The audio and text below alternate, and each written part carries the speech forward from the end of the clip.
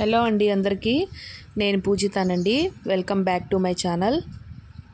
ఇవాళ ఫ్రైడే కదండి, శుక్రవారం. లక్ష్మీ అమ్మవారికి దుర్గాదేవికి పూజ చేసుకున్నానండి. ప్రతి ఫ్రైడే ఇలాగే చేసుకుంటానండి.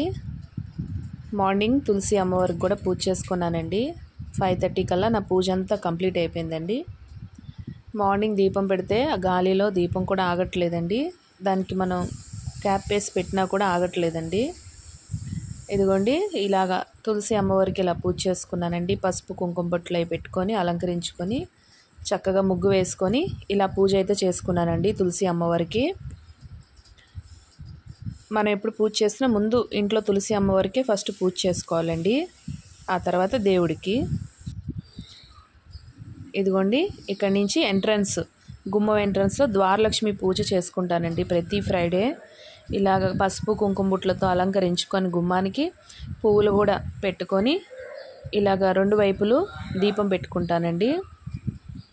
ఇంకా ముగ్గు వేసుకొని చక్కగా దీపం పెట్టుకొని మనం పూజ ఎలా చేసుకుంటామో అలాగే మామూలుగా పూజ ఎలా చేస్తాం అలాగ ధూపం దీపం నైవేద్యం అన్నీ పెట్టుకొని గుమ్మానికి కూడా ఇలాగ ద్వారలక్ష్మి అమ్మవారికి ఓం ద్వారలక్ష్మీదేవి నమః అనుకొని నామం జపించుకుంటూ దండం పెట్టుకోవాలండి పూజ అయ్యాక.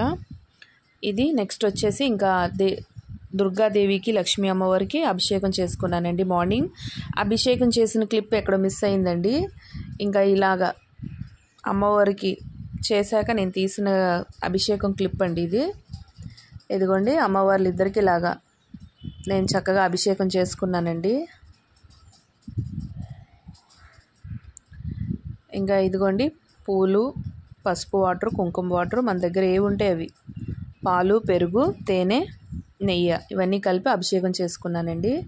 నెక్స్ట్ అభిషేకం అయిపోయాక అమ్మవారికి ఇలాగా పూలతో చక్కగా అలంకరించుకొని ఎప్పట్లాగే డైలీ పూజ ఎలా చేసుకుంటాం అలాగే చేసుకున్నానండి. చక్కగా పూలతో నిండుగా అలంకరించుకుంటే స్వామివార్లకి చూడడానికి కూడా బాగుంటుందండి.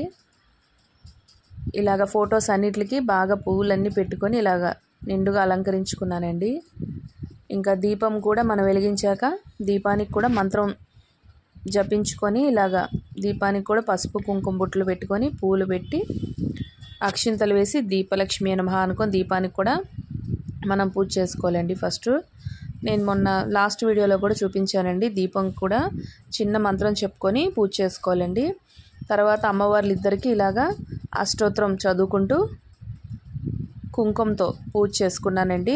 అక్షింతలతో కూడా చేసుకున్నానండి. ఇలాగా అష్టోత్తరం నామాలే చెప్పుకొని తర్వాత విఘ్నేశ్వర స్వామి వారికి కూడా ఇలాగా పూజించుకున్నానండి.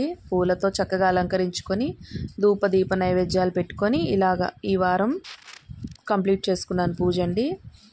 ఇంకా అన్నపూర్ణదేవికి కూడా చేసుకుంటానండి. స్టవ్ పక్కనే, పొయ్యి పక్కనే పెట్టుకుంటామండి. ఇలాగ అమ్మవారిని చిన్న పీట వేసి ముగ్గు వేసుకొని ఇలాగా అమ్మవారిని చక్కగా పూలతో అలంకరించుకొని ఎప్పట్లాగే దీపధూప నైవేద్యాలన్నీ సమర్పించుకొని ఇలాగ అమ్మవారికి చక్కగా పూజ చేసుకుంటానండి. ప్రతి శుక్రవారం అన్నపూర్ణదేవికి చేసుకుంటే మంచిదండి.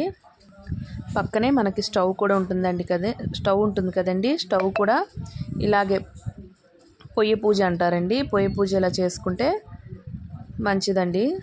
ఇలాగా స్టవ్కి చక్కగా ముగ్గు వేసుకొని ఇలాగా అలంకరించుకొని పసుపు కుంకుమ బుట్లతో దీపం ధూపం నైవేద్యం అన్నీ మామూలుగా మనం ఎలా పూజ చేసుకుంటాం అలా స్టవ్ కూడా పూజ చేసుకుంటే మంచిదండి. వారానికి ఒకసారి ఇవన్నీ నేను చేసుకుంటానండి ప్రతి శుక్రవారం. వీడియో నచ్చితే లైక్, షేర్, సబ్స్క్రైబ్ చేయండి. Thank you.